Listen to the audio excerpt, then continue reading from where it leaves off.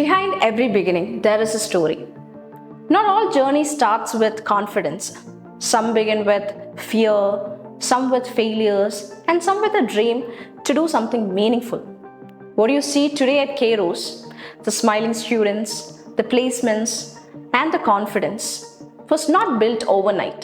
It all started with that one person who truly believed that students deserve more chances, more encouragement, and more faith in themselves. On this Founders Day, we are not talking about the awards or numbers. We go back to the heart of it all, a conversation, a vision, and a dream that turned into a home for so many.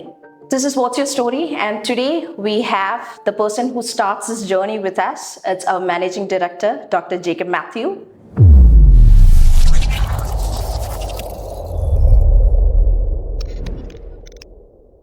Thank you so much, sir, for joining us today. And it is truly a happy moment for me to be a part of Kairos family. And before starting, I would also like to congratulate you because Kairos Institute has successfully completed its 8-year anniversary. So congratulations, sir. And what do you think of this moment? What do you feel at this moment? Thank you, Sonu. ഈ ഒരു മൂമെൻറ്റിൽ എന്ത് തോന്നുന്നു എന്ന് ചോദിച്ചാൽ ഞാൻ പറയും Kairos എന്നുള്ള വാക്കിൻ്റെ അർത്ഥം സോനുവിന് അറിയാമായിരിക്കുമല്ലോ. It's a right time for change എന്നൊക്കെയാണ് പറയാം. അപ്പോൾ ഈ യാത്രയിൽ ഈ ഒരു ദിവസം കടന്നു പോകുമ്പോൾ ഈ യാത്രയിൽ മുഴുവനായിട്ടും വേണമെങ്കിൽ പറയാം, അല്ലെങ്കിൽ ഈ ഒരു ദിവസം പർട്ടിക്കുലറായിട്ട് ഐ എം സോ ഗ്രേറ്റ്ഫുൾ. ഈ ജേണിയുടെ ഭാഗമായിരുന്ന ഒരുപാട് ആളുകളുണ്ട്, ഒരുപാട് ആളുകളുടെ കോൺട്രിബ്യൂഷൻ ഉണ്ട് ഇതിൻ്റെ വളർച്ചയ്ക്ക്. അതുപോലെ തന്നെ നമ്മളെ ട്രസ്റ്റ് ചെയ്തു വന്ന നമ്മുടെ ക്ലയൻസ്, നമ്മുടെ സ്റ്റുഡൻസ് ഇവരുണ്ട്. ഇങ്ങനെ എല്ലാവരും ചേർന്നിട്ടുള്ള ഒരു കമ്മ്യൂണിറ്റി ഉണ്ട് അല്ലേ. ഇത് എൻ്റെ ഒരു യൂണിവേഴ്സ് എന്നൊക്കെ വേണമെങ്കിൽ നമുക്ക് പറയാം, ഒരു തരത്തിലല്ലെങ്കിൽ വേറൊരു തരത്തിൽ. അതുകൊണ്ട് തന്നെ ആ ഓരോ ജേണിയുടെ ഓരോ മൂമെൻറ്റും ഞാൻ സെലിബ്രേറ്റ് ചെയ്ത് സന്തോഷത്തോടു കൂടി തന്നെയാണ് മുന്നോട്ട് വന്നിട്ടുള്ളത്. I am so satisfied. At the same time I am so grateful to everyone. Thank you. We all are very much excited about knowing about the very beginning of Kairos because as we know that Kairos Institute എന്ന് പറയുന്നത് it's not ഒരു one night happen ആയ ഒരു institute അല്ല. It takes a lot of hard work, dedication. So as I know that you are more like a business person, and what was your idea of starting an educational institute? That's an interesting question. Education industry എന്തുകൊണ്ട് select ചെയ്തു, അല്ലെങ്കിൽ Kairos എന്തുകൊണ്ട് start ചെയ്തു എന്നൊക്കെ ചോദിച്ചു കഴിഞ്ഞ് കഴിഞ്ഞാൽ ഞാൻ പറയും, ഞാൻ എഡ്യൂക്കേഷൻ ഇൻഡസ്ട്രിയെ സെലക്ട് ചെയ്തു അല്ലെങ്കിൽ കെയ്റോസിനെ ഞാനായിട്ട് ഡെവലപ്പ് ചെയ്തു എന്ന് പറയുന്നതിനപ്പുറം കെയ്റോസ് ഈ ഇൻഡസ്ട്രി എന്നെ ചൂസ് ചെയ്തു എന്ന് പറയും. കാരണം എന്താണെന്ന് ചോദിച്ചു കഴിഞ്ഞാൽ പലപ്പോഴും നമ്മുടെ ലൈഫിലൊക്കെ സംഭവിക്കുന്ന എല്ലാ കാര്യങ്ങളും അത്ര പ്ലാൻഡ് ഒന്നും അല്ലല്ലോ. ഇത് സംഭവിക്കുന്നതാണ് ലൈഫിൽ. അത് സംഭവിച്ചു പോകുന്നതെന്ന് നമുക്ക് പറയാം. എല്ലാം പ്ലാൻഡായിട്ട് നടക്കില്ല. എൻ്റെ ലൈഫിൽ പല അൺസർട്ടനിറ്റികളിലൂടെ കടന്നു വന്നിട്ടാണ് ഞാനൊരു ബിസിനസ് എന്നുള്ള ഒരു കൺസെപ്റ്റിലേക്ക് വന്നത്. അപ്പോൾ അതിന് പല കാര്യങ്ങൾ കോൺട്രിബ്യൂട്ട് ചെയ്യുന്നുണ്ട്. ഒന്ന് പറയുകയാണെങ്കിൽ നമ്മൾ പഠിക്കുന്ന നമ്മുടെ സബ്ജക്റ്റ് നോളജ്, അങ്ങനത്തെ കാര്യങ്ങളൊക്കെ ഉണ്ടല്ലോ, നമ്മുടെ നോളജ്. പിന്നെ നമ്മുടെ സ്കിൽസ്, നമ്മൾ ഗ്രാജുവലി നമ്മൾ ഡെവലപ്പ് ചെയ്തു വരുന്ന നമ്മുടെ സ്കിൽ സെറ്റ്. പിന്നെ നമ്മളുടെ ഒരു എക്സ്പീരിയൻസ്, നമ്മൾ പല സ്ഥലങ്ങളിൽ വർക്ക് ചെയ്തു അല്ലാതെയൊക്കെ വരുന്ന നമ്മുടെ എക്സ്പീരിയൻസ്. പിന്നെ നമ്മുടെ ഉള്ളിൽ തന്നെ നമുക്ക് കുറച്ച് ക്വസ്റ്റ്യൻസ് തോന്നും. അതായത് നമുക്കിപ്പോൾ ഒരു ബിസിനസ്സാണ് സ്റ്റാർട്ട് ചെയ്യുന്നതെന്നുണ്ടെങ്കിൽ നമുക്ക് എല്ലാവർക്കും ഉണ്ടാവണം എന്താണ് ബിസിനസ് എന്ന്. ഓരോരുത്തരും അത് ബിസിനസ്സിൻ്റെ മാനേജ്മെൻറ്റ് തിയറി അല്ല ഞാൻ പറയുന്നത്, അവനവന് തോന്നണം എന്നെ സംബന്ധിച്ചിടത്തോളം എന്താണ് ബിസിനസ്, എന്നെ സംബന്ധിച്ചിടത്തോളം എന്താണ് മാർക്കറ്റിംഗ്, എന്നെ സംബന്ധിച്ചിടത്തോളം എന്താണ് ബ്രാൻഡിങ്, എന്താണ് സെയിൽസ്. ഇതിനെക്കുറിച്ചൊക്കെ ഒരു കൺസെപ്റ്റിൻ്റെ ഒരു ക്ലാരിറ്റിയൊക്കെ എനിക്ക് വന്ന സമയത്ത്, അല്ലെങ്കിൽ ഇങ്ങനെയൊക്കെ ഒരു ക്ലാരിറ്റിയിലേക്കൊക്കെ വരുന്ന സമയത്താണ് ഞാനിങ്ങനെ ഒരു ബിസിനസ്സിനെ കുറിച്ച് ആലോചിച്ച് തുടങ്ങുന്നത്. ബാക്ക്ഗ്രൗണ്ട് വെച്ച് നോക്കിക്കഴിഞ്ഞാൽ ഞങ്ങൾ ഒരു കൃഷിക്കാരൻ്റെ ഫാമിലി, അല്ലെങ്കിൽ കൃഷിയുമായിട്ട് ബന്ധപ്പെട്ട് അങ്ങനെ നിൽക്കുന്ന ഒരു ഫാമിലി. അവിടുന്ന് നമുക്ക് കുറച്ച് അങ്ങനെയൊക്കെ ജീവിക്കുമ്പോഴും നമുക്ക് ഈ ബിസിനസ്സിന് കോൺട്രിബ്യൂട്ട് ചെയ്യാൻ വേണ്ടി കുറച്ച് കാര്യങ്ങൾ കിട്ടും. മണ്ണിനോടും മലയോടും ഒക്കെ മല്ലടിച്ച് ജീവിക്കുന്ന, അല്ലെങ്കിൽ ആ ഒരു സ്പിരിറ്റ് ഉണ്ടല്ലോ, എന്തിനോടും പോരാടി ജീവിക്കുന്ന. ഇപ്പം നമ്മൾ പണ്ടത്തെ ആൾക്കാരൊക്കെ പറഞ്ഞെന്നും പറഞ്ഞ് ഇപ്പോൾ പിള്ളേർ ഇപ്പോഴത്തെ ട്രോളുന്നുണ്ട്, തന്തവൈബ് എന്നൊക്കെ പറഞ്ഞ് ട്രോളുന്നുണ്ട്. അതിനകത്ത് പറയുന്നുണ്ട്, പണ്ട് സ്കൂളിലേക്ക് നടന്നു പോയ കാലഘട്ടം. ശരിക്കും പറഞ്ഞു കഴിഞ്ഞാൽ അങ്ങനെയൊക്കെ ഒരു കാലഘട്ടം എനിക്കൊക്കെ ഉണ്ടായിരുന്നു. അങ്ങനെ നടന്നു പോയ കിലോമീറ്ററുകൾ, 4, 5, 6, 7 കിലോമീറ്ററുകൾ നടന്നു പോയ അങ്ങനെയൊക്കെയുള്ള ഒരു കാലഘട്ടം. പക്ഷെ അതെല്ലാം നമ്മുടെ ലൈഫിലെ ആ ഒരു മിഷനെ, പർപ്പസിനെ ഏതെങ്കിലും ഒരു തലത്തിൽ കോൺട്രിബ്യൂട്ട് ചെയ്യും. അങ്ങനെ അത് റിയലൈസ് ചെയ്യുന്ന ഒരു മൂമെൻ്റ് ഉണ്ട് നമ്മുടെ ലൈഫിൽ, എ മൂമെൻ്റ് ഓഫ് ട്രൂത്ത് അല്ലെ മൂമെൻ്റ് ഓഫ് റിയലൈസേഷൻ എന്നൊക്കെ നമുക്ക് പറയാം. ആ റിയലൈസേഷൻ്റെ ടൈമിലാണ് ഒരു കെയ്റോസ് എന്ന് പറയുന്ന ഒരു സ്ഥാപനം തുടങ്ങണം എന്നുള്ളൊരു ചിന്ത എൻ്റെ മനസ്സിലേക്ക് വന്നു. അപ്പോൾ അതിലേക്ക് ഒരുപാട് കോൺട്രിബ്യൂട്ട് ചെയ്തിട്ടുണ്ട് കേട്ടോ. ഞാൻ പഠിച്ച ഒരു സ്ഥാപനം, ആക്ച്വലി ഞാനൊരു ഏവിയേഷൻ പഠിക്കുന്നത് എൻ്റെ 27ാമത്തെ വയസ്സിലാണ്. അപ്പോൾ അത് കഴിഞ്ഞിട്ട് ഞാനൊരു ഏവിയേഷൻ ഫീൽഡിലേക്ക് പോകണം എന്ന് വിചാരിച്ചപ്പോൾ, പക്ഷേ അത് ആ പ്രായത്തിൽ ഏവിയേഷൻ ഫീൽഡിലേക്ക് പോയി കഴിഞ്ഞാൽ വലിയൊരു ഭാവി ഉണ്ടാകുമോ എന്ന് എനിക്കൊരു സംശയം. അപ്പോൾ അതേ പഠിപ്പിച്ച സ്ഥാപനത്തിൽ തന്നെ എനിക്ക് ജോലി ചെയ്യാൻ ഒരു അവസരം തന്നു. ഇന്നിപ്പം അവരെല്ലാവരും ബിസിനസ് ചെയ്യുന്നുണ്ട്, അതേ സ്ട്രീമിൽ തന്നെ ഞാനും ബിസിനസ് ചെയ്യുന്നതുകൊണ്ട് പേര് പറയാൻ പറ്റുമോ എന്ന് എനിക്കറിയില്ല. ബട്ട് അത് എനിക്ക്, പക്ഷേ ഐ ആം ഗ്രേറ്റ്ഫുൾ, കാരണം അവർ നമുക്ക് അങ്ങനെ ഒരു ഓപ്പർച്യൂണിറ്റി തന്നു. ഞാൻ പഠിപ്പിക്കാൻ വേണ്ടി തുടങ്ങി. പഠനത്തിന് ശേഷം, പഠിപ്പിച്ചുകൊണ്ടിരിക്കുന്ന ശേഷം അതിൻ്റെ കൂട്ടത്തിൽ മാർക്കറ്റിങ്ങിനും ബ്രാൻഡിങ്ങിനും കാര്യങ്ങൾ, ബിസിനസ് ഡെവലപ്മെൻറ്റ് കാര്യത്തിൽ കോൺട്രിബ്യൂട്ട് ചെയ്യാൻ ഒരു അവസരം കിട്ടി. അപ്പോൾ അത് ഒരു ഓപ്പർച്യൂണിറ്റി ആയിട്ട് വന്നപ്പോൾ അത് ഞാൻ ഗ്രാബ് ചെയ്തു. അവിടെ എനിക്ക് കുറേ കാര്യങ്ങൾ ലേൺ ചെയ്യാൻ പറ്റി. പിന്നെ വേറൊരു സ്ഥാപനത്തിൽ കുറച്ച് വർഷങ്ങളോളം വർക്ക് ചെയ്യാൻ പറ്റി. അവിടുന്നും അവിടുത്തെ ഡയറക്ടേഴ്സൊക്കെ ആണെങ്കിലും അവരോട് ക്ലോസ് ആയിട്ട് വർക്ക് ചെയ്യാൻ പറ്റിയപ്പോൾ കുറേ കാര്യങ്ങൾ എനിക്ക് ലേൺ ചെയ്യാൻ പറ്റി. പിന്നെ അവരുടെയൊക്കെ അനുഗ്രഹങ്ങളും അവരൊക്കെ നമുക്ക് പഠിപ്പിച്ചു തന്ന കാര്യങ്ങളും എല്ലാം നമ്മുടെ പിന്നീടുള്ള യാത്രയിൽ ഒരുപാട് കോൺട്രിബ്യൂട്ട് ചെയ്തിട്ടുണ്ടാവും. അത് ഞാൻ ഭയങ്കര ഗ്രേറ്റ്ഫുള്ളാണ് ആ കാര്യത്തിൽ, കാരണം എല്ലാവരും നമ്മളെ അതുപോലെ കോൺട്രിബ്യൂട്ട് ചെയ്തിട്ടുണ്ട്. സോ അങ്ങനെ ഒരു ജേണി ആയിരുന്നു. ആ ജേണിയിൽ പിന്നെ ഒരു മൊമെൻറ്റിൽ നമ്മൾ സംഭവിച്ചു. ഒരു ഇമ്മീഡിയറ്റ് റീസൺ എന്താണെന്ന് ചോദിച്ചു കഴിഞ്ഞാൽ നമുക്ക് പറയാം, ഓക്കെ, ഒരു കൺസൾട്ടൻസി ആയിട്ട് കുറച്ച് കാര്യങ്ങളൊക്കെ ചെയ്ത് സ്വന്തമായിട്ട് എന്തെങ്കിലും ചെയ്യണമെന്നുള്ള ആഗ്രഹം ഇങ്ങനെ വന്ന് മുന്നോട്ട് പോകുന്ന സമയത്ത് കുറേ ക്ലാസ്സുകളൊക്കെ നടത്തിക്കുന്നു. ഈ ക്ലാസ്സുകൾ നടത്തുന്ന സമയത്ത് ഒരു ബിസിനസ് ട്രെയിനിങ്, ഒരു ചാനലുമായിട്ട് ബന്ധപ്പെട്ട് ഒരു ബിസിനസ് ട്രെയിനിങ് നടത്തേണ്ട ഒരു സമയം വന്നു. ആ സമയത്ത് ഈ ബിസിനസ്സിനെ കുറിച്ചൊക്കെ നമ്മൾ വായിച്ചും ഒക്കെ കണ്ട് കേട്ടിട്ടുള്ള കുറേ കാര്യങ്ങൾ അവരോട് പറയുന്ന സമയത്ത് എനിക്ക് തോന്നി, എന്തുകൊണ്ട് എനിക്കൊരു ബിസിനസ് നടത്തി വിജയിപ്പിക്കുക എന്നുള്ള ഒരു കാര്യമുണ്ടല്ലോ, അതൊരു വലിയ ഇമ്പോർട്ടൻ്റ്. അങ്ങനെയാണ് എൻ്റെ ബിസിനസ്സുകളുടെയൊക്കെ ഒരു എന്താ പറയുക, ഒരു പുഷ്, നമുക്കൊന്ന് ഏതായാലും എനിക്കൊന്ന് തുടങ്ങണം, ഐ ഹാവ് ടു സ്റ്റാർട്ട്. പിന്നെ ഞാൻ ജോലിയൊക്കെ നിർത്തി ഒരു ക്ലാസ്സൊക്കെ എടുത്ത് നടക്കുന്ന സമയത്ത് എനിക്കറിയില്ല, ഇപ്പം മേ ബി ഇൻട്രൊഡക്ഷനിൽ പറഞ്ഞില്ലേ സാർ ഒരു ബിസിനസ് മാൻ എന്ന് പറഞ്ഞില്ലേ, എന്ന് പറയുന്ന പോലെ ഇവൻ പുറത്തിറങ്ങി അല്ലെങ്കിൽ ഇവൻ ഇങ്ങനെ നടക്കുമ്പോൾ ഇവനൊരു ബിസിനസ് തുടങ്ങും അല്ലെങ്കിൽ ഇവൻ അത് ചെയ്യും എന്നൊക്കെയുള്ള രീതിയിലാണ് ബാക്കിയുള്ളവരെല്ലാം എന്നെ കണ്ടത്.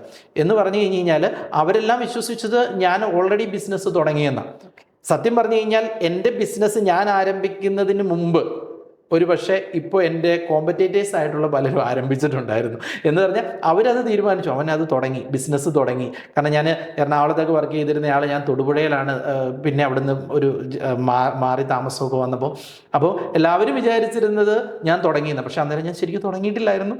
പക്ഷേ അങ്ങനെ പറഞ്ഞു അപ്പോൾ എനിക്ക് പിന്നെ ഞാൻ തുടങ്ങിയെന്ന് പറഞ്ഞ് എല്ലാവരും പറഞ്ഞ് ഒരു പബ്ലിസിറ്റി കൊടുത്തു കഴിഞ്ഞപ്പോൾ ആക്ച്വലി ഞാൻ ആദ്യമേ ഒരു ബിസിനസ് തുടങ്ങിയെന്നും പറഞ്ഞ് പബ്ലിസിറ്റി കൊടുക്കുന്നതിനേക്കാളും മുമ്പ് പബ്ലിസിറ്റി കൊടുത്തത് ഇങ്ങനെയുള്ള ആളുകളൊക്കെ ആയിരുന്നു. പിന്നെ അത് എനിക്ക് ഇതെല്ലാം കൂടി വന്നപ്പോൾ ആ ഒരു മൂവ്മെൻറ്റ്, കെയ്റോസ് എന്നുള്ള വാക്കിനർത്ഥം തന്നെ റൈറ്റ് മൂവ്മെൻറ്റ് ഫോർ ചേഞ്ച് അല്ലെ റൈറ്റ് ടൈം ഫോർ ചേഞ്ച് എന്നാണല്ലോ. ആ ഒരു ചേഞ്ചിൻ്റെ ടൈമായി. ആ ചേഞ്ചിൻ്റെ ടൈമിൽ കെയ്റോസിനെ ചൂസ് ചെയ്തു എന്ന് വേണം പറയാൻ. So, sir പറഞ്ഞ പോലെ തന്നെ ഇപ്പോൾ ഒരു very small, it was a small start that you started. അപ്പോൾ have you ever thought that ഇതിന് ഇങ്ങനെ ഒരു ഗ്രോത്ത് ഉണ്ടാവും? കെയ്റോസ് എന്ന് പറഞ്ഞൊരു ഇൻസ്റ്റിറ്റ്യൂട്ടിന് ഇന്ന് ഈ ഒരു 8 years കംപ്ലീറ്റ് ചെയ്യുന്നത്രയും right now the position that you are holding up, have you ever imagine that this would have a growth?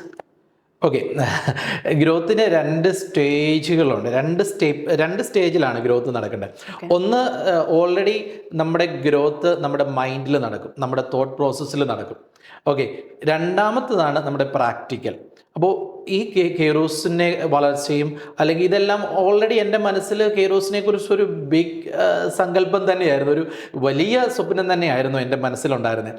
അത് എൻ്റെ മനസ്സിൽ ഓൾറെഡി ഉണ്ട്, അത് ഓൾറെഡി ജനിച്ചു. അത് എത്രയൊക്കെ ഡിഫിക്കൽറ്റിയിൽ ഏറ്റവും സിമ്പിളായിട്ട് നമ്മൾ കെയ്റോസ് തുടങ്ങിയപ്പോഴാണെങ്കിലും ഈ വലിയ ബിഗ് പിക്ചർ എൻ്റെ മനസ്സിലുണ്ടായിരുന്നു, വെരി ഓണസ്റ്റ്ലി. പിന്നെ അതിന് വേണ്ടിയിട്ട് അത് ഓൾറെഡി ജനിച്ചു കെയ്റോസ് അവിടെ. പിന്നെ അതിന് വേണ്ടിയിട്ട് നമ്മൾ വളരുകയായിരുന്നു, അല്ലെങ്കിൽ അതിന് വേണ്ടിയിട്ട് പാകപ്പെടുമായിരുന്നു. ഞാൻ എന്നെ തന്നെ പാകപ്പെടുത്തി, എൻ്റെ കൂടെയുള്ളവരെ പാകപ്പെടുത്തി മുന്നോട്ട് പോകാനുള്ള ജേണിയിൽ ഓരോ അപ്പം നമ്മൾ വരുന്ന കാര്യങ്ങളെല്ലാം അതുകൊണ്ട് എന്താണ് കെയ്റോസ് എനിക്ക് തന്നതെല്ലാം കെയ്റോസിലേക്ക് വീണ്ടും തിരിച്ചിട്ടുകൊണ്ട് അങ്ങനെ കെയ്റോസിനെ നർച്ചർ ചെയ്യാൻ വേണ്ടിയിട്ട്, ആ ഒരു സ്ഥാപനത്തെ നർച്ചർ ചെയ്യാൻ വേണ്ടിയിട്ട് ഞാൻ ശ്രമിച്ചു എന്നാണ് എൻ്റെ വിശ്വാസം. അതുകൊണ്ട് തന്നെ it's not a surprising for me, പക്ഷേ I am so happy and grateful. ഇതിൻ്റെ ഓരോ മൂമെൻറ്റും ഓരോ വ്യക്തികളും ഇതുമായിട്ട് ബന്ധപ്പെട്ട് വന്നവരെല്ലാം ഓരോ ലേണിംഗ് തന്നവരാണ്. So I am so happy about what we are now.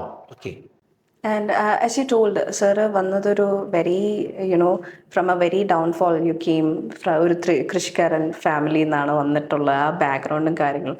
അവിടെ നിന്ന് വരുന്ന സമയത്ത് especially when it comes to ഒരു എഡ്യൂക്കേഷണൽ ഇൻസ്റ്റിറ്റ്യൂട്ട് സ്റ്റാർട്ട് ചെയ്യുക എന്ന് പറയുമ്പോൾ you meet face a lot of challenges in the very beginning. What was your biggest challenge that you felt and how did you overcome it? Okay, challenge എന്ന് പറയുന്നത് first of all finance.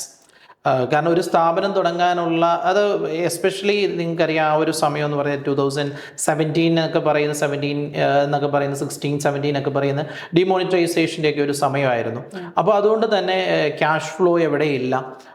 ഈ സമയത്ത് ഒരു business തുടങ്ങാൻ പറ്റിയ അല്ലെങ്കിൽ വയബിളായിട്ടൊരു business start ചെയ്യണമെന്നുണ്ടെങ്കിൽ finance വളരെ ഇമ്പോർട്ടൻ്റ് ആയിട്ടുള്ളൊരു കാര്യമായിരുന്നു. കാരണം എഡ്യൂക്കേഷൻ എന്ന് പറയുന്നത് തന്നെ ഒരു ക്ലാസ് റൂമും ഓഫീസും ഒക്കെ വേണം.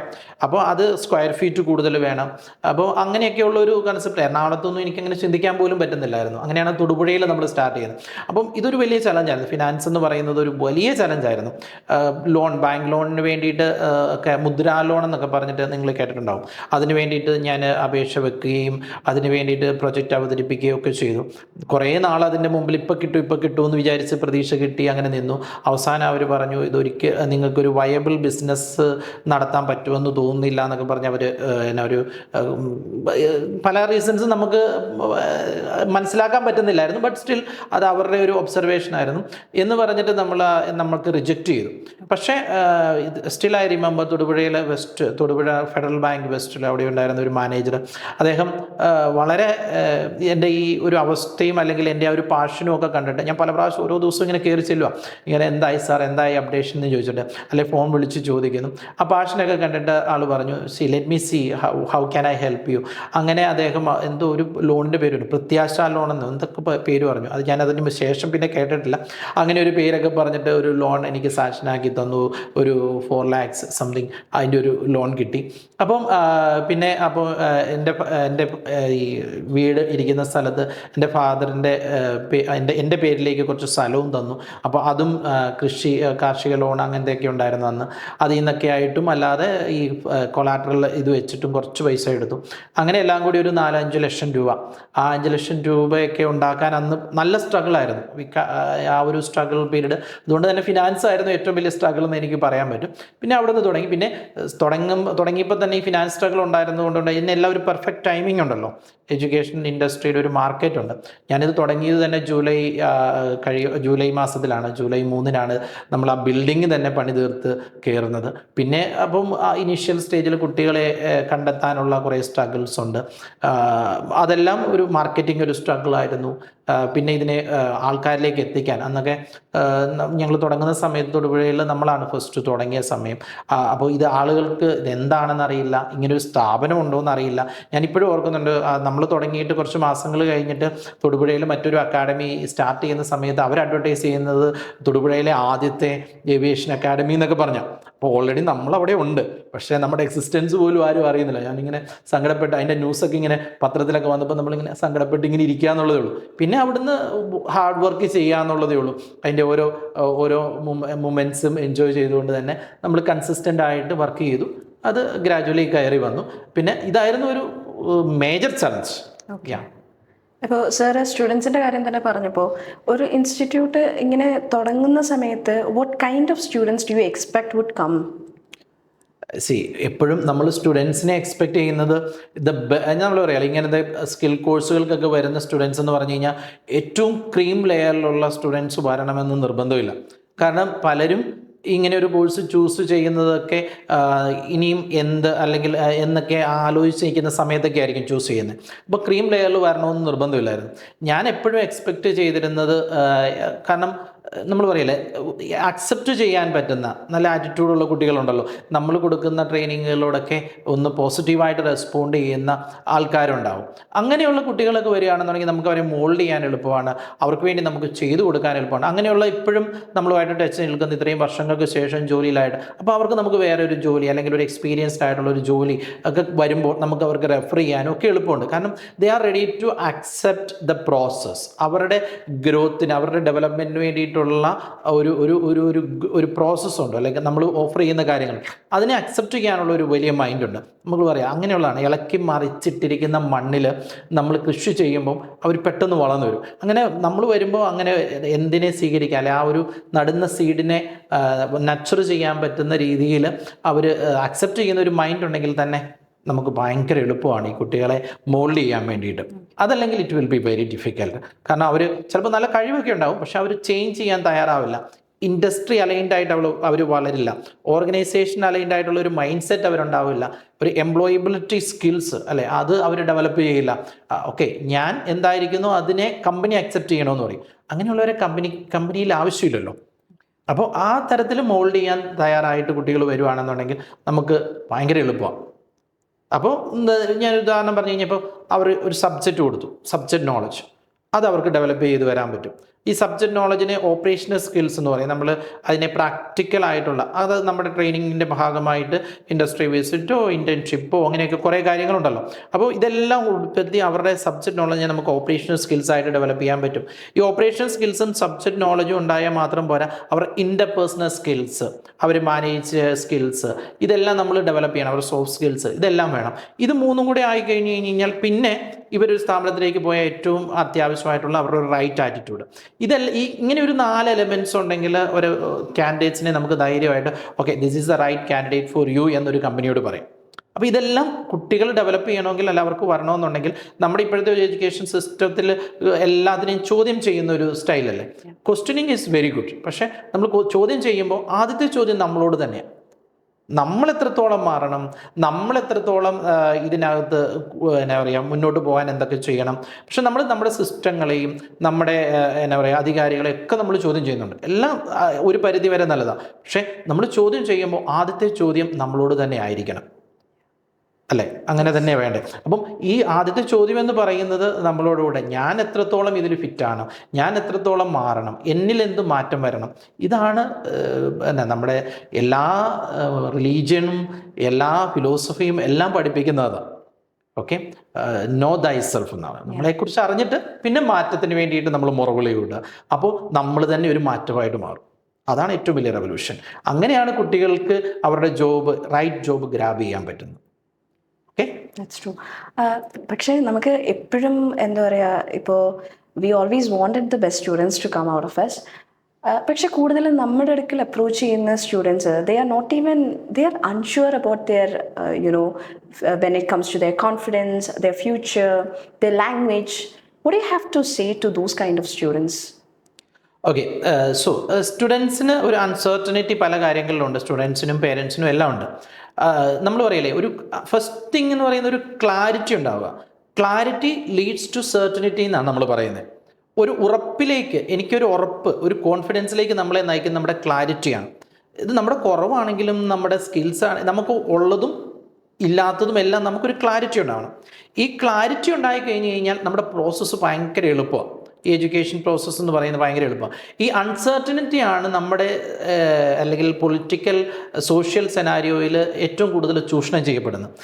എനിക്കങ്ങനെ തോന്നിയിട്ടുണ്ട്. കാരണം എല്ലാത്തിലും ഒരു അൺസർട്ടനിറ്റി ഉണ്ടാകുമ്പോൾ ആൾക്കാർ ഭയങ്കര ഡിസ്റ്റർബ്ഡ് ആയിരിക്കും. വാട്ട് ഈസ് നെക്സ്റ്റ് എന്ന് അറിയത്തില്ലാത്ത ഒരു ഡിസ്റ്റർബൻസ് ഉണ്ട്. ഈ ഡിസ്റ്റർബൻസിൻ്റെ സമയത്ത് ആൾക്കാരെ പ്രൊവോക്ക് ചെയ്യാൻ എളുപ്പമാണ്. ഈ ഡിസ്റ്റർബൻസിൻ്റെ സമയത്ത് ആൾക്കാരെ പ്രൊവോക്ക് ചെയ്യാനും അവരെ മാനിപ്പുലേറ്റ് ചെയ്യാനും എളുപ്പമാണ്. അപ്പം പലപ്പോഴും നമ്മുടെ നാട്ടിൽ ഇങ്ങനെ ഒരു അൺസർട്ടനിറ്റി നിലനിൽക്കുമ്പോൾ, നമുക്കറിയാം കോവിഡ് വന്നു കഴിഞ്ഞപ്പോൾ നമുക്ക് ഒരു അൺസർട്ടനിറ്റി വന്നു. ഈ അൺസർട്ടനിറ്റി വന്നു കഴിഞ്ഞപ്പോൾ ആര് പറയുന്നത് വിശ്വസിക്കണമെന്നുള്ളൊരു സംശയം വന്നു. അപ്പോൾ നമ്മൾ എന്താ പറയുക, ബ്ലൈൻഡായിട്ട് ചില ആൾക്കാരെ അങ്ങ് വിശ്വസിക്കുക എന്നുള്ളൊരു ഒരു ആറ്റിറ്റ്യൂഡ് എടുക്കേണ്ടി വരും, അല്ലെങ്കിൽ ഒരു സിസ്റ്റം ഫോളോ ചെയ്യേണ്ടി വരും. അപ്പോൾ ഈ അൺസർട്ടനിറ്റി ഒരു സമൂഹത്തിൽ ഉണ്ടാക്കി കഴിഞ്ഞാൽ ആ അൺസർട്ടനിറ്റിയിൽ നിന്ന് ഒരുപാട് ആൾക്കാർ അതിനെ ശരിക്കും മുതലെടുക്കും.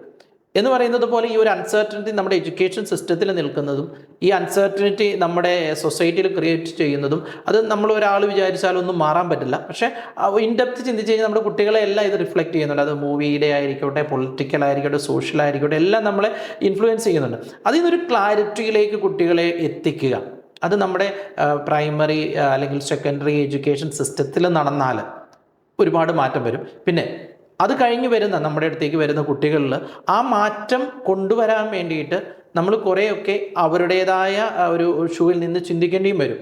അവരുടെ ഷൂവിൽ നിന്ന് ചിന്തിക്കുക എന്ന് പറഞ്ഞു കഴിഞ്ഞാൽ അവരൊരു ക്യാമ്പസ് ലൈഫിൻ്റെ ഫുൾ വൈബ് എൻജോയ് ചെയ്ത് വന്നതാണ്. നമ്മൾ കുറച്ച് വൈബ് ക്രിയേറ്റ് ചെയ്യേണ്ടി വരും. അതുകൊണ്ടാണ് നമ്മൾ അറിയാലോ, ഗെയിമിഫിക്കേഷൻ പോലെയുള്ള സിസ്റ്റമൊക്കെ നമ്മൾ ഇംപ്ലിമെൻറ്റ് ചെയ്തത്, വെർച്വൽ റിയാലിറ്റി ഇംപ്ലിമെൻറ്റ് ചെയ്ത്, അങ്ങനെയുള്ള സിസ്റ്റങ്ങളൊക്കെ നമ്മുടെ ഇൻസ്റ്റിറ്റ്യൂട്ടിലേക്ക് കൊണ്ടുവന്നത്. Yeah okay. അപ്പോൾ സാറിനെ സംബന്ധിച്ച് what is A successful student? What means A successful student for you? Is it getting a job, becoming more confident, or becoming successful in their career? What is truly a successful student in your perspective? Okay, successful student എന്ന് പറയുന്നത് ഒരു define ചെയ്യാനെങ്കിൽ it's very difficult. എന്നാലും ഞാൻ പറയാം, ഒരു സ്റ്റുഡൻറ്റിൻ്റെ സക്സസ്സിനെ ഇങ്ങനെ വേണേൽ define ചെയ്യാം. ഹാർവേഡ് യൂണിവേഴ്സിറ്റി നടത്തിയ ഒരു പഠനം ഇങ്ങനെയായിരുന്നു. അതായത് അവിടുന്ന് പഠിച്ചിറങ്ങിയ കുട്ടികളിൽ ഒരു 5 വർഷത്തെ ഒരു കരിയർ ഗ്രാഫ് അവർ എടുത്തിരുന്നു.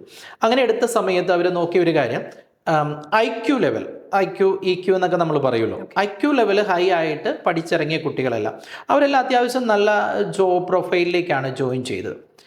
EQ ലെവൽ ഹൈ ആയിട്ടുള്ള കുട്ടികൾ അവരെല്ലാം ജോയിൻ ചെയ്ത പ്രൊഫൈല് മേ ബി ഈ IQ ലെവൽ ഹൈ ആയിട്ടുള്ള കുട്ടികളെക്കാളും കുറച്ചുകൂടി താഴത്തെ ലെയറിലൊക്കെ ആയിരിക്കും, പ്രൊഫഷണലൊക്കെ ആയിരിക്കും ജോയിൻ ചെയ്തത്.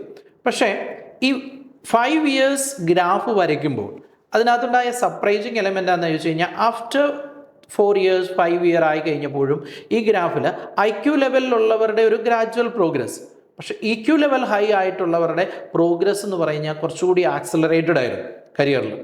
അപ്പോൾ ഒരു സക്സസ്ഫുൾ സ്റ്റുഡൻ്റ് എന്ന് പറയുന്നത് ഒരു ഏറ്റവും കൂടുതൽ മാർക്ക് മേടിച്ച് നമ്മുടെ ഇൻസ്റ്റിറ്റ്യൂട്ടിൽ നിന്ന് പുറത്തിറങ്ങുന്ന ആണെന്ന് ഞാൻ വിശ്വസിക്കുന്നില്ല.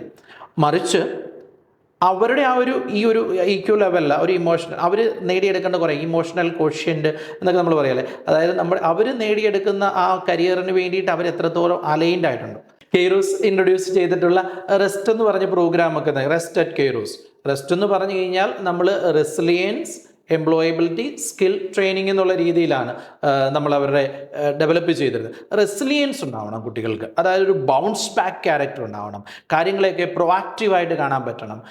അങ്ങനെയൊക്കെ വരുമ്പോഴത്തേക്ക് അവർ ഏത് സിറ്റുവേഷൻസ് ചെന്നാലും അയ്യോ എനിക്ക് അവിടെ അക്കോമഡേഷൻ ശരിയല്ല, ഫുഡ് ശരി, അങ്ങനെയൊന്നുമല്ല. അവർ ആ ഒരു കരിയറിലേക്ക് അലൈൻഡ് ആയിരിക്കും, ആ ജോബിലേക്ക് അലൈൻഡ് ആയിരിക്കും. അപ്പോൾ ആ റെസിലിയൻസ് അത് ഡെവലപ്പ് ചെയ്യുന്ന ആ എംപ്ലോയബിലിറ്റി സ്കിലിനൊപ്പം തന്നെ ഈ റെസിലിയൻസും കൂടി ഉള്ള കുട്ടികളാണെന്നുണ്ടെങ്കിൽ definitely they will be a successful student എന്ന് പറയാം. ബിക്കോസ് അവർക്ക് ഒരു സക്സസ്ഫുൾ കരിയർ ഉണ്ടാവും. And what according to you is a success? Okay, success for me. Okay, that's a very interesting question. Okay, സക്സസ്സിനെ ഞാൻ മനസ്സിലാക്കിയല്ലേ, ഞാൻ കൺസ്യൂം ചെയ്തിരിക്കുന്നത് എങ്ങനെയാണെന്ന് ചോദിച്ചു കഴിഞ്ഞാൽ, മനസ്സിലാക്കിയിരിക്കുന്നതെന്ന് ചോദിച്ചു കഴിഞ്ഞാൽ, സക്സസ്സിൻ്റെ ഒരു 3 ലെവലുണ്ട്.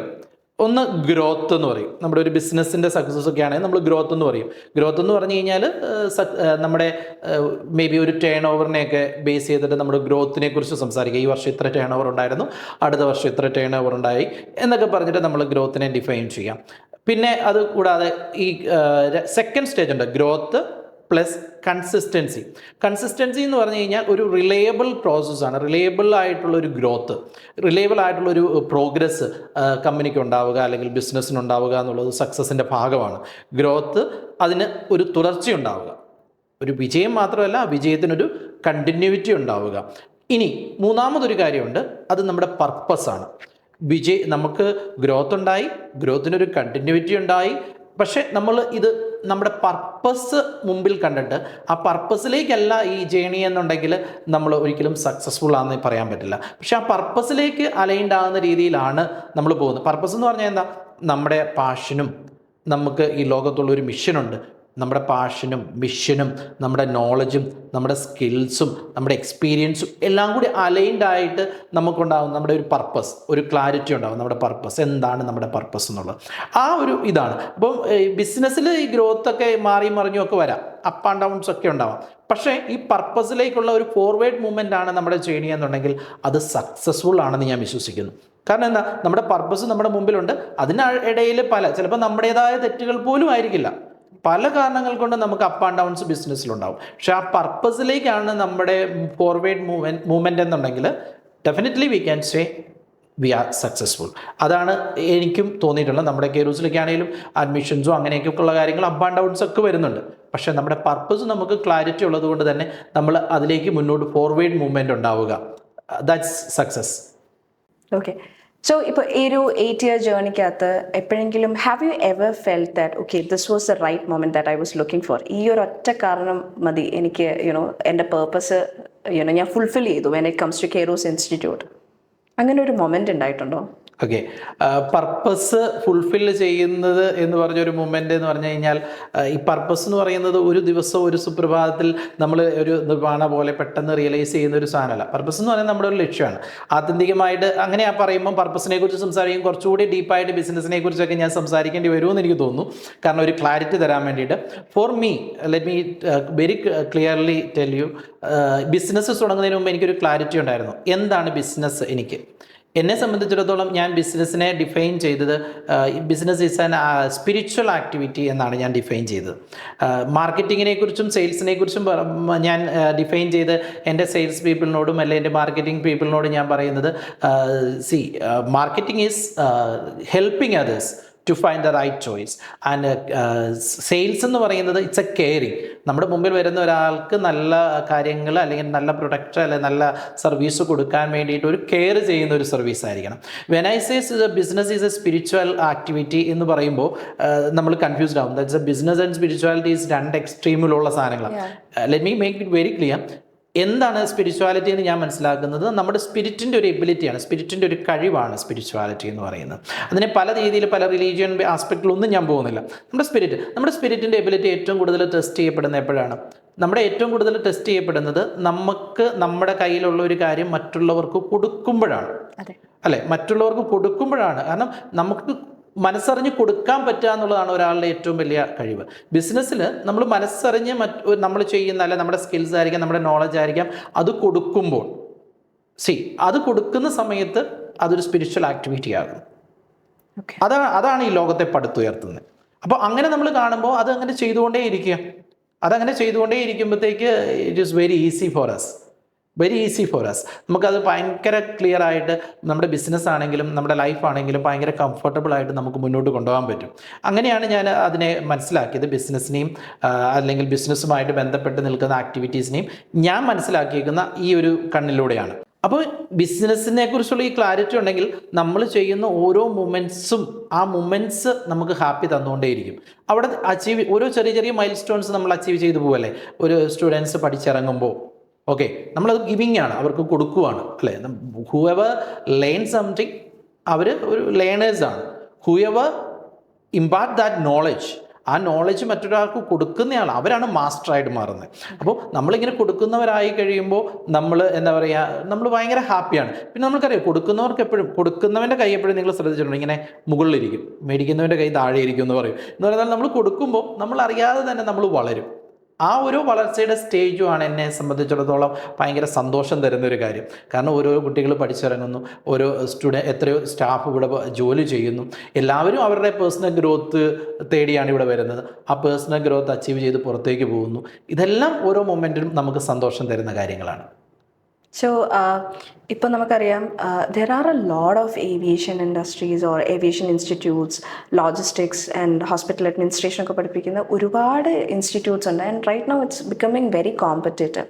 What makes Kairos Institute different from that? Kairos ഇൻസ്റ്റിറ്റ്യൂട്ടിനെ ഡിഫറൻഷിയേറ്റ് ചെയ്യുന്ന ഒരു കാര്യം നിങ്ങളൊക്കെ തന്നെയായിരിക്കും. കാരണം നമ്മുടെ കൂട്ടത്തിലുള്ള സ്റ്റാഫ്, കാരണം നമ്മൾ സ്റ്റാഫിങ്ങിൻ്റെ കാര്യത്തിലൊക്കെ ആദ്യമേ നമ്മൾ വളരെ എക്സ്പീരിയൻസ്ഡ് ആണ്. ഞാൻ ഏവിയേഷൻ ഇൻഡസ്ട്രിയിലായിട്ട് വർക്ക് ചെയ്തിട്ടുള്ള ആളല്ല, പക്ഷേ പഠിച്ചിട്ടുണ്ട്. അപ്പോൾ എക്സ്പീരിയൻസ്ഡ് ആയിട്ടുള്ള ഒരുപാട് പേരെ കൊണ്ടുവന്നു. അപ്പോൾ അവരൊക്കെ പഠിപ്പിക്കുന്ന രീതികളിലൊക്കെ ഞാൻ പലപ്പോഴും കണ്ടിട്ടുണ്ട്. കുട്ടികളെ ഭയങ്കരമായിട്ട് നിങ്ങൾ കൊള്ളില്ല എന്നുള്ള രീതിയിലൊക്കെ അവരോട് സംസാരിക്കുന്ന രീതിയിൽ അവർ ഭയങ്കര എക്സ്പീരിയൻസ്ഡ് ആയിട്ടുള്ള ആൾക്കാർ, നിങ്ങൾ ഒന്നുമില്ല, ഒട്ടും പറ്റാത്ത കുട്ടികൾ, ഇപ്പോഴത്തെ കുട്ടികൾ പറ്റാത്തവർ. അപ്പം നമ്മളൊരു ബാലൻസ് കൊണ്ടുവന്നു. നമ്മുടെ സ്റ്റാഫിങ്ങിൻ്റെ കാര്യത്തിൽ തന്നെ കുറേ യങ്സ്റ്റേഴ്സ് വന്നു, ഈ കുട്ടികളുടെ വൈബൊക്കെ മനസ്സിലാക്കുന്ന കുറേ യങ്സ്റ്റേഴ്സ് വന്നു. അങ്ങനെ സ്റ്റാഫ് അങ്ങനെ അത് ഒരു വലിയൊരു നമ്മുടെ ഫാക്ടറാണ്. എല്ലാ തരത്തിലും നമ്മുടെ ഗെയിമിഫിക്കേഷനെയും ഒക്കെ ആക്സിലറേറ്റ് ചെയ്യുന്ന രീതിയിൽ സ്റ്റാഫിൻ്റെ ഒരു വലിയൊരു കോൺട്രിബ്യൂഷൻ നമുക്ക് വന്നിട്ടുണ്ട്. പിന്നെ നമ്മുടെ ഒരു എക്സ്പീരിയൻസ്ഡ് ആയിട്ടുള്ള ഫാക്കൽറ്റീസ് എന്നൊക്കെ പറയുമ്പോൾ തന്നെ നമ്മൾ ഇതിലേക്ക് കൊണ്ടുവന്നിരുന്ന കുറേ സിസ്റ്റം ഇന്നൊവേഷൻസ്, എഡ്യൂക്കേഷനിൽ എപ്പോഴും ഇന്നൊവേഷൻസ് നടക്കണമല്ലോ. പറയുന്നുള്ളൂ. ഇന്നൊവേഷൻ എന്ന് പറഞ്ഞാൽ നമ്മൾ വെർച്വൽ റിയാലിറ്റി ഒരു എയർപോർട്ടിൽ നമുക്ക് കയറി എയർപോർട്ടിൻ്റെ A to Z കാര്യങ്ങൾ മനസ്സിലാക്കുന്ന രീതിയിൽ ഒരു വെർച്വൽ റിയാലിറ്റി നമ്മുടെ ചെറിയ ക്ലാസ് റൂമിൽ തന്നെ ഈ വെർച്വൽ റിയാലിറ്റി നമ്മൾ ക്രിയേറ്റ് ചെയ്തിട്ടുണ്ട്. അപ്പോൾ അത് കുട്ടികൾക്ക് ഭയങ്കര ഇൻട്രസ്റ്റിങ്ങുമാണ്, ആസ് വെൽ വളരെ ഈസിയാണ് അവരുടെ പഠനം. പിന്നെ നമ്മൾ ഇൻട്രൊഡ്യൂസ് ചെയ്തിരിക്കുന്ന ഗെയിമിഫിക്കേഷൻ മെത്തേഡ് എന്ന് പറയുന്നത് ഇൻ്റർനാഷണലി അക്ലെയിംഡ് ആയിട്ടുള്ള ഏറ്റവും നല്ല മെത്തേഡാണ്. അത് ബിസിനസ്സിലും എല്ലായിടത്തും എഡ്യൂക്കേഷനിലും എല്ലായിടത്തും ഇപ്പം അപ്ലൈ ചെയ്യുന്നുണ്ട്. നമ്മുടെ റിവാർഡ് സിസ്റ്റങ്ങളും ഇങ്ങനെയൊക്കെ കൊണ്ടുവന്ന് ഗെയിമിഫിക്കേഷൻ എന്ന് പറയുന്ന ഒരു മെത്തേഡ് നമ്മൾ ഇംപ്ലിമെൻറ്റ് ചെയ്തിട്ടുണ്ട്. അത് നല്ലതാണ്. പിന്നെ നമുക്ക് ബ്ലെൻഡഡ് ലേണിംഗ് ഉണ്ട്. അതായത് കുട്ടികൾ ക്ലാസ്സിൽ വന്ന് അവിടെ ക്ലാസ്സിലൂടെ ആ ലേണിംഗ് അവസാനിപ്പിക്കുകയല്ല, മുന്നോട്ടുള്ള അവരുടെ യാത്ര, അവരുടെ ജേണി പോകുമ്പോൾ അവരുടെ നോളജ് അപ്ഡേഷൻസ് ഉണ്ടാവാൻ വേണ്ടിയിട്ട് നമ്മൾ കൊടുത്തിരിക്കുന്ന ഒരു കാര്യം എന്ന് പറയുന്നത് ആക്ച്വലി ഇവർക്ക് ഓൺലൈൻ പ്ലാറ്റ്ഫോമിലൂടെ ഇവരുടെ നോളജ് അപ്ഡേറ്റ് ചെയ്യാനുള്ള ഒരു ആക്സസ് കൊടുത്തേക്കുവാണ്. ഒരു കണ്ടിന്യൂസ് പ്രോസസ്സാണ്. അപ്പോൾ അങ്ങനെ ഒരു ബ്ലെൻഡഡ് ലേണിംഗ് നമ്മൾ ഇവർക്ക് കൊടുത്തിട്ടുണ്ട്. പിന്നെ പ്രൊജക്ട് ബേസ്ഡ് ലേണിംഗ് നമ്മുടെ ആ പെഡഗോജിയുടെ ഒരു വലിയൊരു അഡ്വാൻറ്റേജ് ആയിരുന്നു, പ്രൊജക്ട് ബേസ്ഡ് ആയിട്ടുള്ള ലേണിംഗ്. പിയർ കറക്ഷൻ, കാരണം ഇപ്പോൾ കുട്ടികളെ ഏറ്റവും കൂടുതൽ ഇൻഫ്ലുവൻസ് ചെയ്യുന്നത് ഇന്നത്തെ കാലത്ത് എനിക്ക് തോന്നുന്നില്ല ടീച്ചേഴ്സാണ്. കാരണം കൂടുതൽ സമയം അവർ സ്പെൻഡ് ചെയ്യുന്നത് ഇപ്പോൾ ഹോസ്റ്റലുകളിലൊക്കെ വന്നിരിക്കുക അവരുടെ പിയർ ഗ്രൂപ്പിൻ്റെ കൂടെ ആയിരിക്കും. അപ്പോൾ പിയർ കറക്ഷൻസ് നമ്മൾ പരമാവധി യൂസ് ചെയ്യാൻ നോക്കാറുണ്ട്. അതിൻ്റെ പോസിറ്റീവായിട്ടുള്ള എലിമെൻറ്റ്സ് കിട്ടാറുണ്ട്. അപ്പോൾ പിയർ കറക്ഷൻ വരും. അപ്പോൾ ഇങ്ങനെയുള്ള ഒരു പെഡഗോജിയാണ് നമ്മൾ ഡെവലപ്പ് ചെയ്തിരിക്കുന്നത്. അത് നമുക്ക് ഒരു പരിധിവരെ എപ്പോഴും ഒരു അഡ്വാൻറ്റേജ് കൊടുത്തിട്ടുണ്ട്. പിന്നെ ഇൻ്റർനാഷണൽ യൂണിവേഴ്സിറ്റികളിൽ കൊണ്ടുപോയി ഇൻ്റർനാഷണൽ യൂണിവേഴ്സിറ്റി കൊണ്ടുപോയി ട്രെയിനിങ് കൊടുക്കുന്നതിൻ്റെയൊക്കെ അഡ്വാൻറ്റേജ് എന്ന് പറഞ്ഞു കഴിഞ്ഞാൽ കുട്ടികൾ ആ ഒരു ലെവലിലേക്ക് ചിന്തിക്കും. ഒരു ഇൻ്റർനാഷണൽ ഗ്ലോബൽ സെറ്റപ്പിൽ അവർ ചിന്തിക്കാൻ തുടങ്ങും. ഒരു ഇൻ്റർനാഷണൽ സർട്ടിഫിക്കേഷൻ അവർക്ക് കിട്ടുന്നു. ഇങ്ങനെയുള്ള ഒരു wide range of training methods നമ്മൾ അഡോപ്റ്റ് ചെയ്തിട്ടുണ്ട്. സോ അത് കൊടുക്കാൻ വേണ്ടിയിട്ട് നമുക്ക് എക്സ്പീരിയൻസ്ഡ് ആയിട്ടുള്ള നിങ്ങളെപ്പോലെയൊക്കെയുള്ള സ്റ്റാഫുണ്ട്. So that's makes us different here. Yeah, and I have to add one more thing that I should say that ഇതിനു മുമ്പ് ഞാൻ വർക്ക് ചെയ്തിരുന്ന ഇൻസ്റ്റിറ്റ്യൂട്ടിൽ നിന്ന് അപേക്ഷിച്ച് I should say that you have a very Instagrammable place. I mean, ഒരു corner to corner എവിടെ നിന്നൊരു സ്റ്റുഡൻ്റ് എടുത്ത് ഫോട്ടോ എടുത്തിട്ടാലോ അത് ഭയങ്കര ലുക്കാണ്. So what you have to talk about the interiors, you have done a wonderful thing. Especially class rooms ആയിക്കോട്ടെ, ഒരു കോർണർ ടു കോർണർ എല്ലാം പ്രിം ആൻഡ് പ്രോപ്പറായിട്ട് ഇപ്പോഴും നീറ്റ് ആൻഡ് ഭയങ്കര രസമാണ്. The lights, the walls, everything. And I should say that അത് സാറിൻ്റെ own concept ആയിരുന്നു, it should be like this എന്നുള്ളത്. I love that word, Instagrammable. Okay, ഇന്ന് ഇൻസ്റ്റഗ്രാമബിൾ എന്ന് പറയുമ്പോൾ അതിനകത്തൊരു ഞാനെപ്പോഴും പറയുമ്പോൾ അത് കുട്ടികളുടെ ട്രെയിനിങ്ങുമായിട്ട് ബന്ധപ്പെടുത്തി ചിന്തിക്കുന്നതുകൊണ്ട് പറയുന്നതാണ് കേട്ടോ. നമ്മുടെ ഇൻസ്റ്റഗ്രാം പ്രൊഫൈലുകളിൽ ഒരു ഫോട്ടോ എടുത്തിടുന്നതെന്നൊക്കെ പറയുന്നുണ്ടല്ലോ. ശരിക്കും നമ്മളിപ്പോൾ ഒരു ജോലിക്ക് കയറുമ്പോൾ ഒക്കെ കുട്ടികളുടെ കമ്പനികളിൽ ഒക്കെ ഈ ഇൻസ്റ്റഗ്രാമും ഫേസ്ബുക്കും അങ്ങനെയുള്ള സോഷ്യൽ മീഡിയയിലൊക്കെ അരിച്ചു പെറുക്കാറുണ്ട്. ഇപ്പം ഞാനൊരു റീസെൻ്റ്ലി ഒരു experience, I will come to this point exactly what you have asked. Before that let me tell, നമ്മുടെ കുറച്ച് സ്റ്റുഡൻസ് ഒരിടത്ത് ജോയിൻ ചെയ്തു. അതിനുശേഷം ഒരു സുപ്രഭാതത്തിൽ നമുക്കൊരു കമ്പനിയിൽ നിന്ന് ഒരു കോൾ വന്നു, ഇവരെ ഞങ്ങൾ പുറത്താക്കുവാന്ന് പറഞ്ഞിട്ട്. I was asking for the reason. അപ്പോൾ എനിക്ക് അവർ റീസണ് പകരം അയച്ചു തന്ന കുറച്ച് സോഷ്യൽ മീഡിയ പോസ്റ്ററുകളായിരുന്നു. അതായത് ഈ കുട്ടികൾ ഇട്ടിരുന്ന സോഷ്യൽ മീഡിയ പോസ്റ്ററുകൾ, ആ പോസ്റ്ററുകൾ മുഴുവൻ ഇങ്ങനെ ഒരു വർഗീയതയുണ്ട്, പല പൊളിറ്റീഷ്യൻസിനെയും തെറി പറഞ്ഞുകൊണ്ടൊക്കെ ഇട്ടേക്കുന്ന പോസ്റ്ററുകളും കാര്യങ്ങളും ഒക്കെ. This is well and good. നമ്മുടെ സോഷ്യൽ മീഡിയ ഒക്കെ നമ്മുടെ എന്താ പറയുക, നമ്മുടെ സ്വാതന്ത്ര്യമുണ്ട്, നമുക്ക് ഒരുപാട് സ്വാതന്ത്ര്യങ്ങൾ തന്നിട്ടുണ്ട്, എന്തും പറയാനുള്ള ഒരു പ്ലാറ്റ്ഫോമൊക്കെ ആയിട്ട് എല്ലാവരും യൂസ് ചെയ്യുന്നുണ്ട്. ബട്ട് റിമെമ്പർ, നമ്മളിപ്പോൾ ഇടുന്ന ഓരോ കാര്യങ്ങളും ആൾക്കാർ ഒബ്സർവ് ചെയ്യുന്നുണ്ട്. ഇപ്പോൾ വേറൊരു സ്ഥലത്ത് ചെന്ന് കഴിഞ്ഞപ്പോൾ അവിടുന്ന് ആ കുട്ടിയെ റിജക്റ്റ് ചെയ്യാനുള്ള ഒരു കാരണമായിട്ട് എന്നോട് പറഞ്ഞത് എന്നാന്ന് ചോദിച്ചു കഴിഞ്ഞാൽ, ഇവൻ്റെ ഇമെയിൽ ഐ ഡിയിൽ ഇവൻ മാർക്ക് ചെയ്തിരിക്കുന്ന, അതായത് ഇവൻ എവിടെയൊക്കെ പോയിട്ടുണ്ടോ, ഈ പയ്യൻ എവിടെയൊക്കെ പോയിട്ടുണ്ടോ അവിടെയെല്ലാം 1 സ്റ്റാർ റിവ്യൂ കൊടുത്തേക്കുന്നത്. ഒറ്റ 5 സ്റ്റാർ റിവ്യൂ കൊടുത്തിട്ടില്ല. 5 സ്റ്റാർ റിവ്യൂ ഉള്ള സ്ഥലത്ത് കയറിയിട്ടുണ്ടോ, പക്ഷേ എല്ലാം 1 സ്റ്റാർ റിവ്യൂ കൊടുത്തേക്കുക. അവൻ്റെ ഇമെയിൽ ഐ ഡി നോക്കുമ്പോഴത്തേക്ക് കാണാൻ പറ്റും 1 സ്റ്റാർ റിവ്യൂ.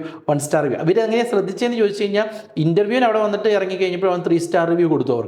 അപ്പോൾ അത് കഴിഞ്ഞിട്ട് ഇവരിങ്ങനെ സെർച്ച് ചെയ്ത് നോക്കി കഴിഞ്ഞപ്പോഴത്തേക്ക് ഇവൻ കൊടുത്തേക്കുന്ന എല്ലാം 1 സ്റ്റാർ. അവൻ്റെ അവസ്ഥ ആലോചിച്ചാൽ മതിയല്ലോ.